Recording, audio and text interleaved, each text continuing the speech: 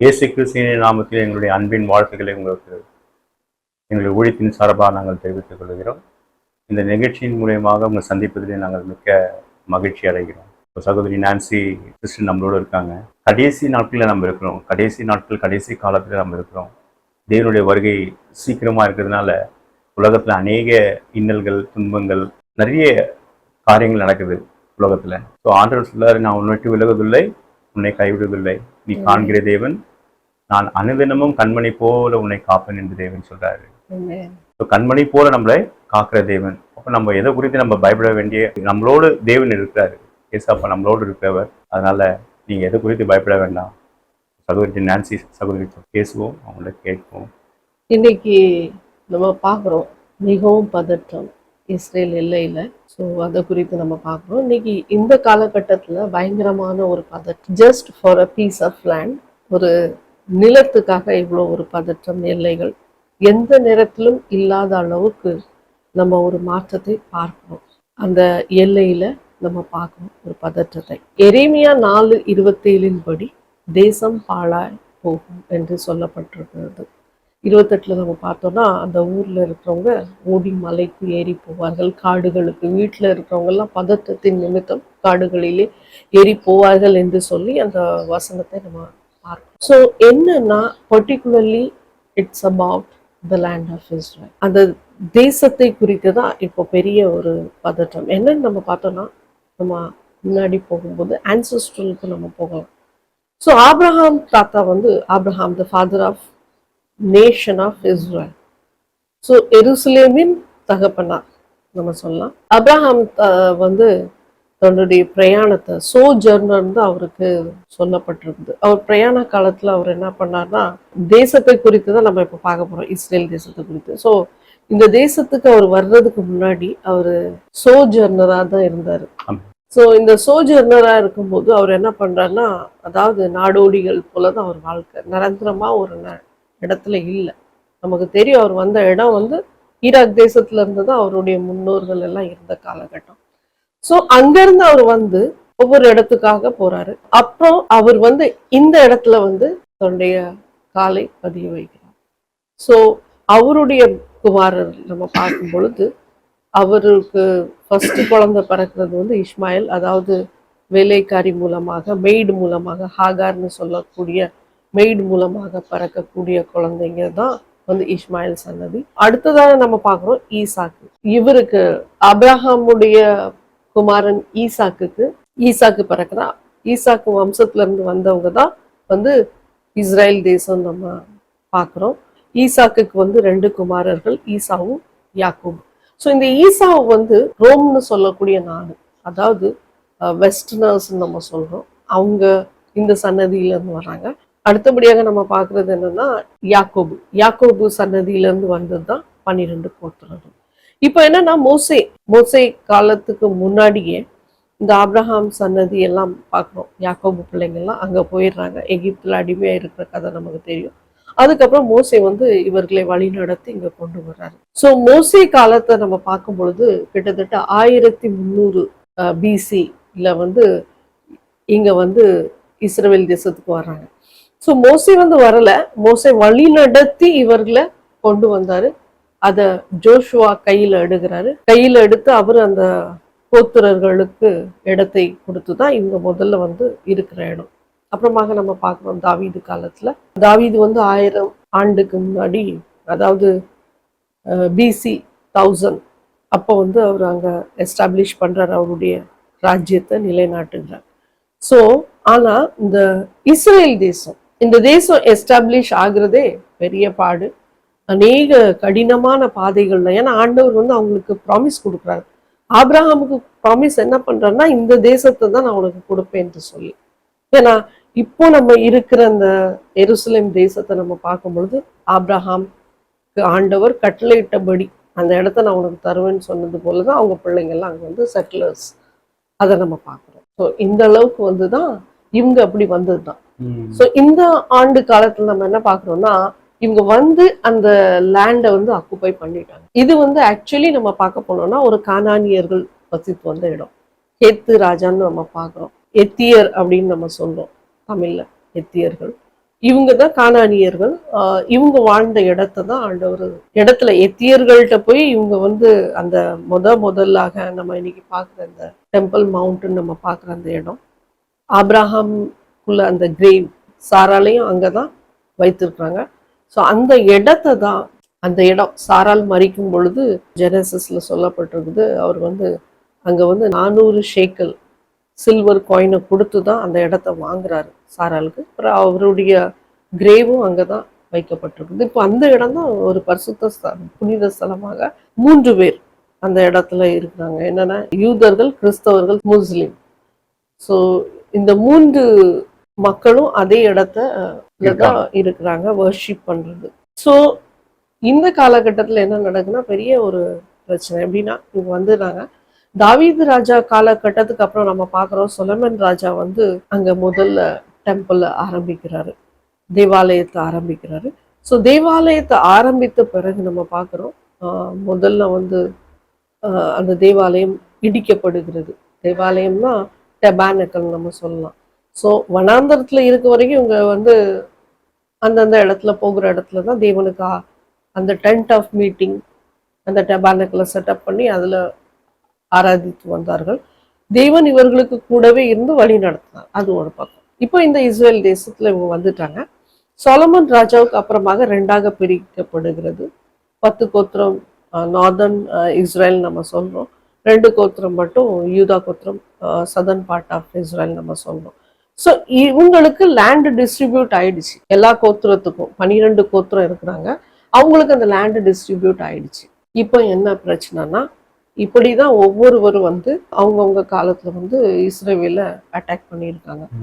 முதல்ல வந்து அசிரியர்கள் அட்டாக் பண்ணாங்க. அப்புறம் நம்ம பார்க்குறோம் பாபிலோன் தேசம். பாபிலோன் தேசத்துல இருந்து நெபுகத்நேசர் வந்தாரு, எல்லாத்தையும் அடிச்சு போட்டு எல்லாத்தையும் சிறைபிடித்து கொண்டு போனாரு. எல்லாத்தையும் தங்கம், வெள்ளி, பொண்ணு எல்லாவற்றையும் அவரு எடுத்து கொண்டு போயிட்டாரு பாபிலோன் தேசத்துக்கு. சரி, அப்போ முதலாவது கட்டப்பட்ட தேவாலயம் சூறையாடப்பட்டது.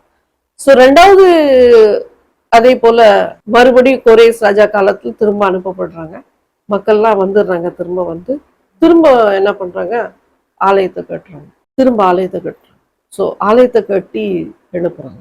மறுபடியும் ரோமானிய சாம்ராஜ்யம் நமக்கு தெரியும், இயேசுவின் காலகட்டத்தில் 70வது AD 70ல வந்து அந்த தேவாலயத்தை மீண்டும் தகர்த்து போடுகிறார்கள்.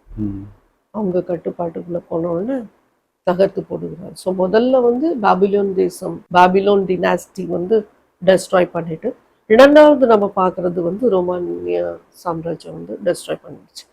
ஸோ இப்போ வந்து அங்க யூதர்களுக்கு ஒரு வர்ஷிப் பண்ற இடம் இல்லை, ஜஸ்ட் ஒரு வால் தான் இருக்குது. ஏசப்பா மத்தேயிலே சொல்லியிருக்கிறாரு 24ல், இந்த ஒரு கல்லின் மேல் இன்னொரு கல் இராதபடிக்கு எல்லாம் தகர்க்கப்படும் அவருக்கு தீர்க்க தரிசனம் கொடுத்துட்டு போயிட்டார். இன்னைக்கு நம்ம பாக்குறது என்னன்னா, இங்க ஒரு பெரிய பதற்றம் எல்லைகள்ல. அதுவும் இந்த பதற்றம் என்னன்னா, மற்ற தேசங்கள்ல உள்ள மக்களுக்கு பாதிப்பு ஏற்படும், ஒரு பெரிய அச்சுறுத்தல் ஏற்படும். இன்னைக்கு நம்ம கேள்விப்படுறோம், அக்டோபர் 7ஆம் தேதி கடந்த மாதத்துல ஹமாஸ் வந்து ஏறக்குறைய 1000 ஏவுகணை அனுப்பி தாக்குதல் நடத்திருக்காங்க. ஸோ இவங்ககிட்ட இருக்க அந்த அயர்ன் டாம்ல இருந்து ஓரளவு 90% இவங்க பாதுகாக்கப்பட்டாங்க. ஏன்னா அது வந்து ஜஸ்ட் வெதர் ரீடிங் சிஸ்டம். அந்த வெதர் சிஸ்டத்துல இருந்து நம்ம என்ன பார்க்கறோம்னா, அந்த இஸ்ரேல் பாதுகாக்கப்படுகிறது. அந்த அது வந்து கரெக்டா 4 கிலோமீட்டர் 70 கிலோமீட்டர் அளவுக்கு ஒரு ராக்கெட்டோ ஒரு மிசைலோ ஷார்ட் ஆர்டிலரிஸ் நம்ம சொல்றோம், அது வந்து அட்டாக் ஆச்சுன்னா அதை வந்து தகர்க்கக்கூடிய சிஸ்டம் வந்து இவங்க கிட்ட இருக்குது.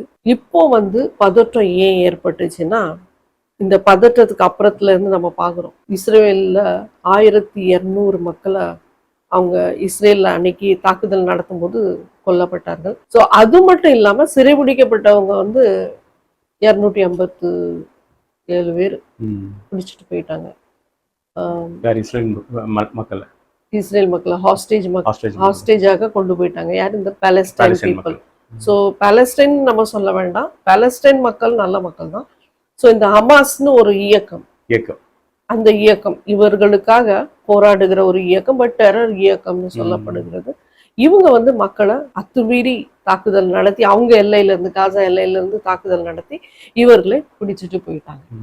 இப்ப பிடிச்சிட்டு போனவங்கள இவங்க என்ன பண்றாங்கன்னா, பெண்களை கூட அவங்க மொலஸ் பண்ணியிருக்காங்க, கெடுத்திருக்காங்க. ஒரு பயங்கரமான ஒரு சுச்சுவேஷன் தான், ஒரு பயம், அச்சுறுத்தல் தான் ஏற்படுத்துகிற சுச்சுவேஷன். அதுவும் இன்னும் அவங்க ரிட்டர்னும் பண்ணல. நிறைய பேர் வரவும் இல்லை, பாதி பேர் இறந்து போயிட்டாங்க. ஸோ இது எப்படின்னா, எங்க கொண்டு போறாங்க, என்ன பண்றாங்கன்னு தெரியல. டனல் வழியாக தான் கொண்டு போறாங்க. ஹமாஸ்குள்ள டனல் சிஸ்டம் கூட நிறைய டெஸ்ட்ராய் பண்ணிட்டாங்க. 180 டனல்ஸ் வந்து டெஸ்ட்ராய் பண்ணி. ஆனா இன்னைக்கு உள்ள நிலவரத்தை நம்ம பார்க்கும்பொழுது பயங்கரமான ஒரு பதற்றத்தை ஏற்படுத்தி இருக்கு. ஸோ அன்னைக்கு வந்து அந்த அளவுக்கு மக்கள் அடித்து கொல்லப்பட்டாங்க. எதிர்பாராத விதமாக. இது வந்து எதிர்பார்க்காதது டைம்ல நடந்திருக்கு. ஸோ தேவனுடைய பிள்ளைகளுக்கு விரோதமாக ஒரு பெரிய காரியம் நடந்திருக்குது. இப்போ நம்ம பார்க்கும்போது இந்த இஸ்ரேல் தேசம் இது வந்து சுத்தி பார்க்கும் பொழுது எல்லா தேசமும் நம்ம பார்க்கும் பொழுது ஒரு முஸ்லீம் நேஷன், முஸ்லீம் இஸ்லாம் தேசத்துல தான் இருக்குது. எப்படின்னா நார்த்ல நம்ம பார்த்தோம்னா லெபனான், சிரியா அந்த பக்கம், அடுத்தபடியாக நம்ம பார்க்கும்போது ஜோர்டான் இந்த பக்கம், அரேபிய நாடுகள், சதர்ன் பார்ட்ல நம்ம பார்க்கும்போது அரேபியா அண்ட் ஈஜிப்ட் தேசம். ஸோ இப்படிப்பட்ட நாடுகள்ல எதுக்கு இஸ்ரேலுக்கு விரோதமாக இவங்க எழும்பியிருக்காங்க? காரணம், ரீசன் இருக்குது. ரீசன் என்னன்னா அரேபியர்கள். இப்போ இந்த அரேபியர்கள் வந்து முதல்ல நம்ம இதை பார்க்கலாம். அரேபியர்கள் வந்து தோன்றினது வந்து இஸ்மாயில் சன்னதின்னு சொல்றாங்க. யூதர்கள் தோன்றினது வந்து ஐசாக் சன்னதி. ஓகே, ஸோ ஐசாக்னா யாக்கோபு சன்னதியிலிருந்து இஸ்ரவேலர்கள் தென்பட்டாங்க. ஸோ இஸ்ரவேலர்களும் கிறிஸ்தவர்களும் இந்த சன்னதியிலிருந்து வந்தவங்க தான். ஆனா இந்த இஸ்மாயில் சன்னதி வந்து ஆண்டவர் சொல்லியிருக்காரு, அவங்களும் 12 கோத்திரர்களாக இருப்பாங்க. அவங்க வந்து ஆண்டவர் அவர்களையும் பெரிய தேசமாக மாற்றுவேன்னு சொல்லி இருக்கிறாரு. ஆனா உடன்படிக்கை அவர்கள் கூட வைப்பேன் என்று சொல்லவில்லை. உடன்படிக்கை வந்து எருசலேம்ல இருக்கிற பிள்ளைங்கிட்ட தான் வைப்பேன்னு சொல்லியிருக்காரு. அதாவது இஸ்ரவேல் கோத்திரர்கள்ட்ட தான் உடன்படிக்கையை வைப்பேன் என்று சொல்லியிருக்காரு. ஸோ இந்த கோத்திரம் தான் ஆண்டவர் தேர்ந்தெடுத்திருக்காரு. ஆனா இப்போ அரபு தேசத்துல ஏன் இந்த கான்ஃபிளிக்ட்னா 1948 மே 14 வந்து இஸ்ரவேல் தேசம் வந்து சுதந்திரம் கிடைக்குது. இந்த சுதந்திரம் கிடைத்த பிறகு என்ன பண்றாங்கன்னா, இவங்க வந்து இவங்களுக்கு விரோதமாக 6 days வார அரபு தேசம் பண்ணுது. ஸோ மற்ற நாடுகள்ல ஏவி கான்ஃபிளிக்ட் நடக்குது. எகிப்து இவங்கெல்லாம் விரோதமா வர்றாங்க. ஸோ இந்த காலகட்டத்துல அவங்க தோல்வி அடைந்து போயிடுறாங்க. அதுக்கு பிறகாக நம்ம பார்க்கணும், இந்த அரப் தேசம் வந்து இவர்களுக்கு விரோதமாக டெரரிஸ்ட் குரூப்பை வந்து ஆர்கனைஸ் பண்றாங்க. அதாவது பாலஸ்டைன் லிபரேஷன் ஆர்கனைசேஷன். இவர்களுக்கு லிபரேட் பண்றதுக்காக, உங்களுக்கு விடுதலை வாங்கி கொடுக்கறதுக்குன்னு ஒரு ஆர்கனைசேஷன். அது வந்து terror group. So first terrorism அங்கதான் ஸ்டார்ட் ஆகுது. இப்போ நம்ம பார்க்குறோம், ப்ராக்சிஸ் எல்லா இடத்துலையும் செட்டப் பண்ணியிருக்காங்க, ரைட்? ஸோ ப்ராக்சிஸ் வந்து எங்கெல்லாம் செட்டப் பண்ணியிருக்காங்கன்னு நம்ம பார்த்தோம்னா சிரியால இருந்து பண்ணியிருக்காங்க. Okay, Iran. இப்போ ஈரான் பிக்சருக்கு வருது. அரபு வந்து ஸ்டார்ட் பண்ணிச்சு, ஈரானும் பிக்சருக்கு வருது. ஏன் ஈரான் பிக்சருக்கு வருது, அது ஒரு பெரிய கதை. ஸோ முதல்ல ஈரான் கூட இவங்களுடைய ஐக்கியமெல்லாம் நல்ல ஒரு ஃப்ரெண்ட்ஷிப்பாக தான் இருந்தது. ஒரு ரிஃபார்மேஷன், ஒரு மாற்றம் ஏற்பட்டது ஆட்சியில். உடனே நம்ம பார்க்குறோம், பிப்ளிக்கல் ப்ராஃபஸஸ் நிறைவேற வேண்டும். அதனால தான் ஈரான் வந்து இவங்களுக்கு விரோதமாக எழும்பி இருக்கிறத நம்ம பார்க்குறோம். ஸோ ஈரான் வந்து அங்கங்கேயும் ப்ராக்சிஸ் செட்டப் பண்ணிட்டு, ஹமாஸ் எல்லாமே பார்த்தா பாலஸ்டைனுக்கு உதவி செய்கிற மாதிரி தான். இந்த பாலஸ்தீன் பேர் வந்து எப்படி கொடுக்கப்பட்டது? ஸோ இந்த பாலஸ்டைன் நேம் வந்து ஆக்சுவலி இது வந்து பாலஸ்டைன் நம்ம இன்னைக்கு பார்க்குறது வந்து Arab people living in Israel.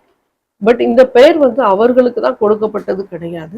நம்ம பார்க்கும்போது பார் கோச்பான்னு ஒரு ரிவால்ட் நடக்குது.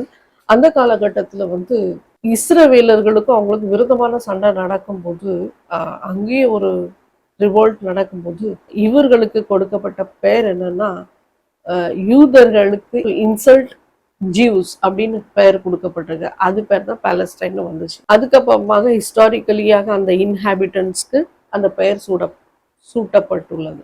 ஸோ இப்படிதான் அந்த பெயர் வந்துச்சு. ஆனா அந்த பாலஸ்டைன் இந்த பெயர் வந்து அந்த மக்களுக்கு அப்படி வந்துச்சு. ஆனா உண்மையிலே நம்ம பார்த்தோம்னா அங்க வந்து ஒரு கான்ஃபிளிக்ஸே முதல்ல ஆரம்ப காலத்துல கான்ஃபிளிக்ஸ் கிடையாது. அப்புறமாக ஒரு ஏன்னா நம்ம பார்க்கும்போது இஸ்ரவேலர்களுடைய இடம் தான் அது.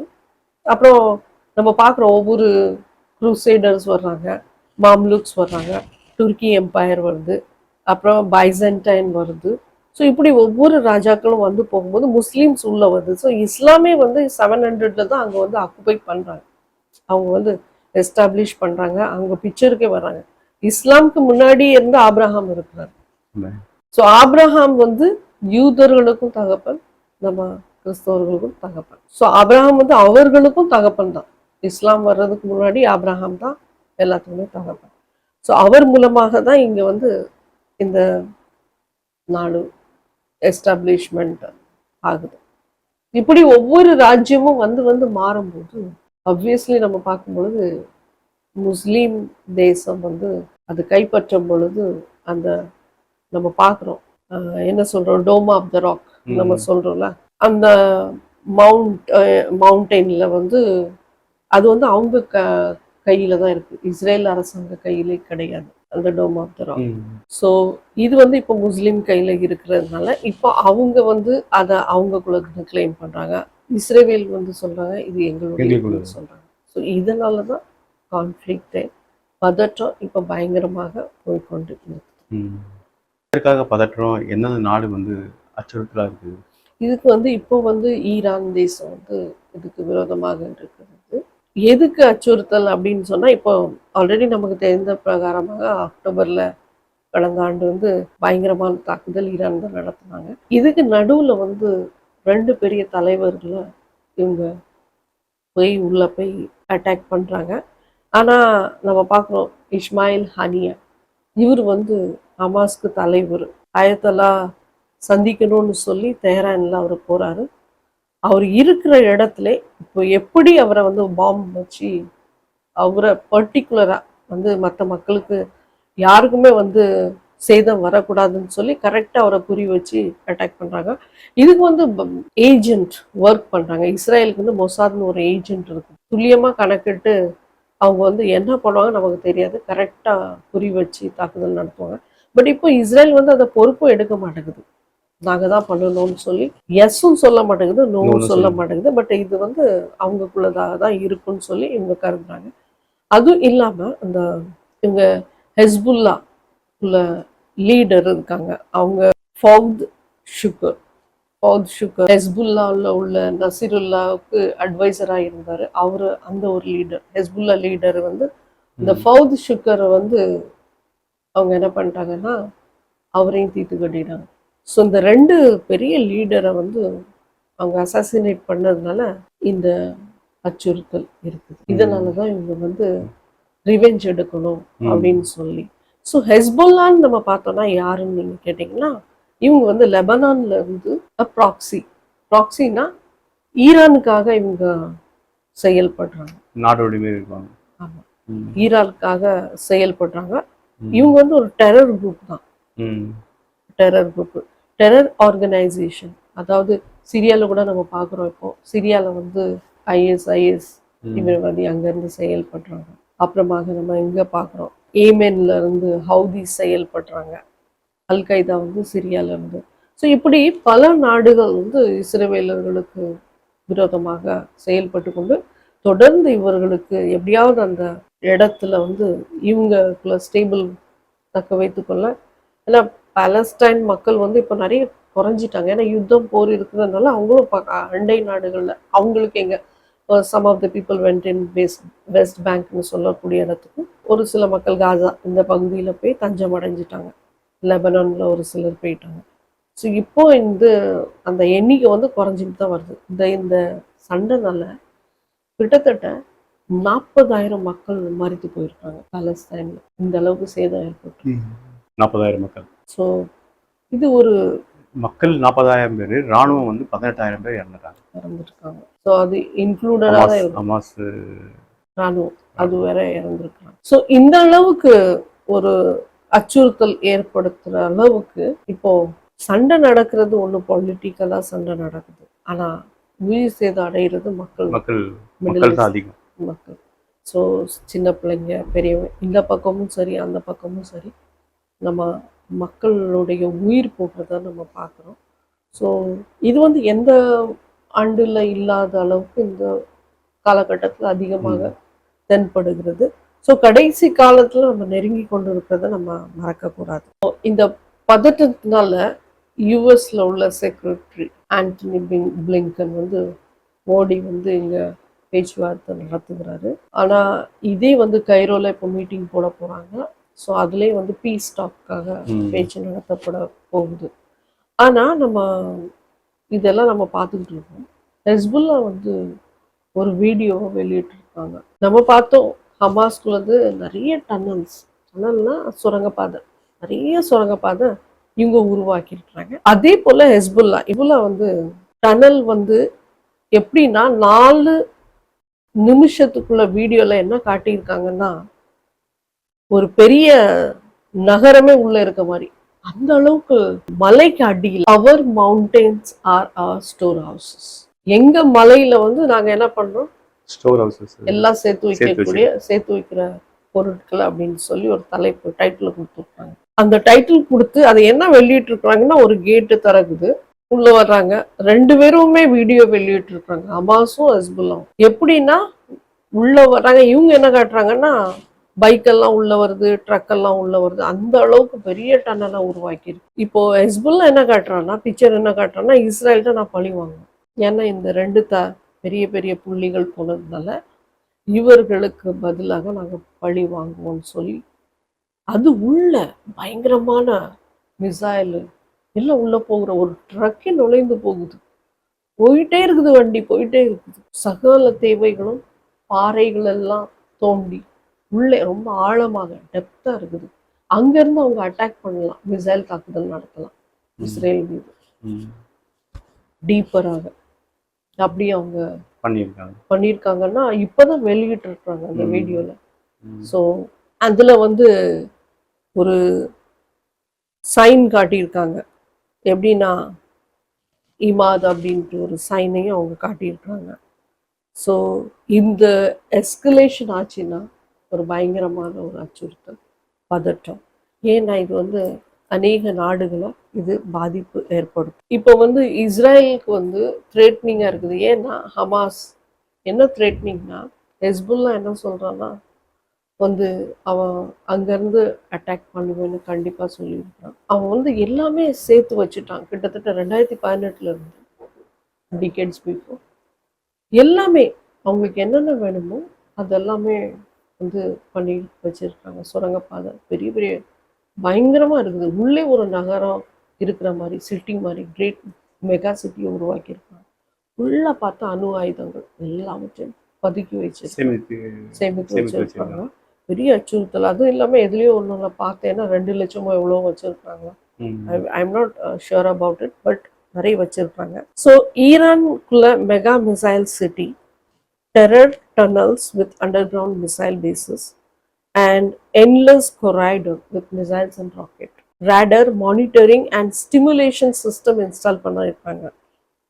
ஸோ இந்த ஒன் ஆஃப் த பிக்கஸ்ட், தெஹரான்ல நம்ம பார்க்குறோம், ஈரான்ல தெஹரான் இருக்குது, அங்கே one of the biggest missile ப்ரோக்ராம்னு சொல்றாங்க ஏஷியாலே.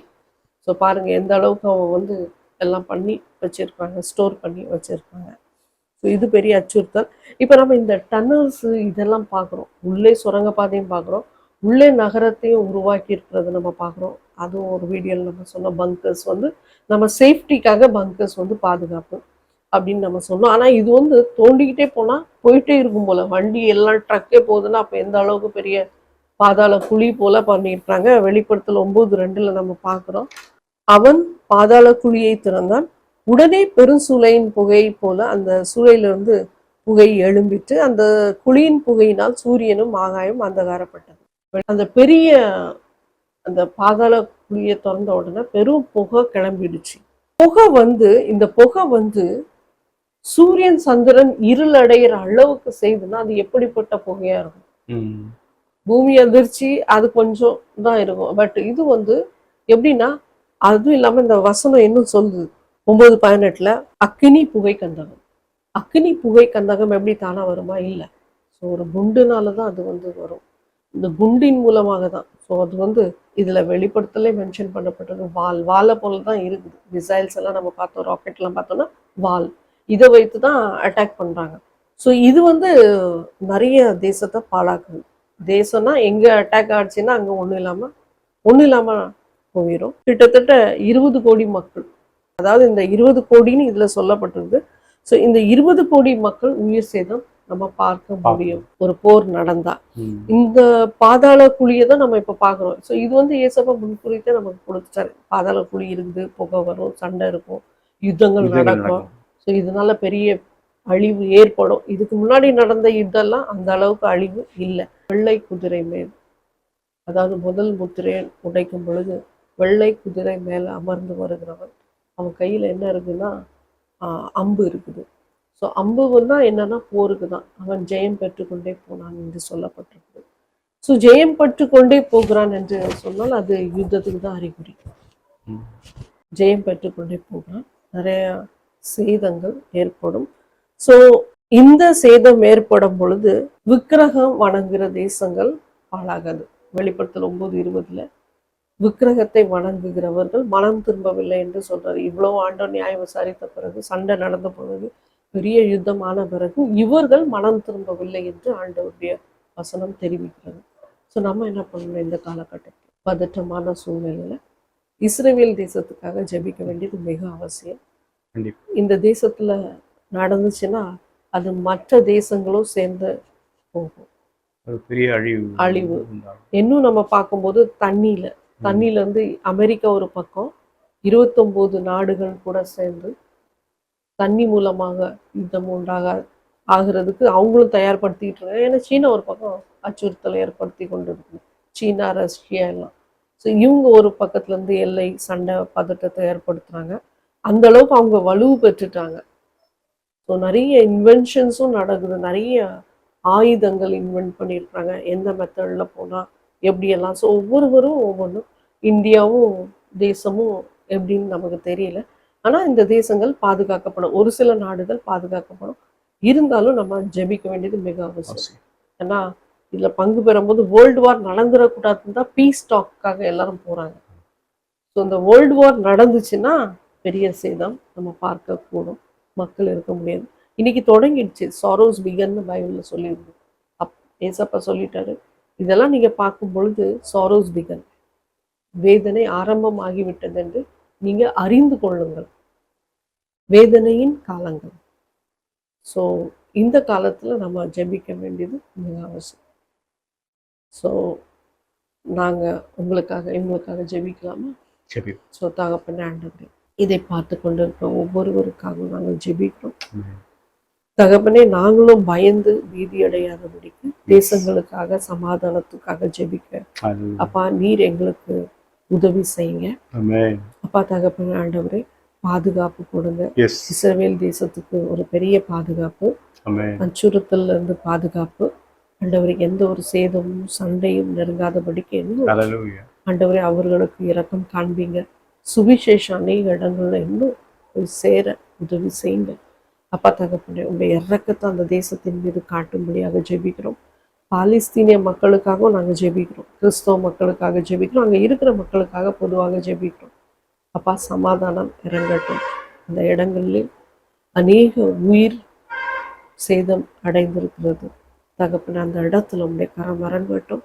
அப்பா அந்த மக்களுக்கு நீர்தான் ஆறுதல் தகப்பனே.